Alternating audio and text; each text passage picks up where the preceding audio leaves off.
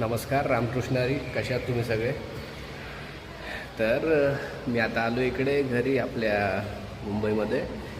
आणि काही दिवसांपूर्वी आपण एक विषय घेतला होता मराठी भाषेबद्दलचा, की आपण मराठी बोललं पाहिजे. तर झालं असं, एक माझी फ्लाईट होती सिएटल वॉशिंग्टनवरून कतारला आणि कतारवरून मुंबईला. तर मुंबईवरून इकडे कतारवरून मुंबईला येताना ज्या आतमध्ये एअर हॉस्टेस वगैरे होत्या त्या इंडियन होत्या.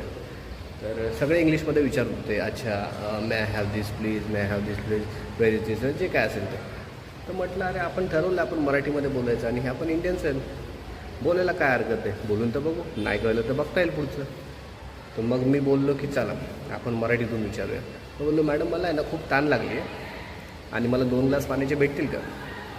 आणि रिप्लाय आला, हो सर लगेच आणते.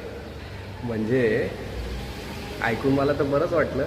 याचा अर्थ तुम्ही बिंदास निसंकोचपणे कुठे असाल तिथे मराठीत बोला, अभिमानाने बोला, समोरचा पण तुम्हाला त्या भाषेत रिप्लाय करेल.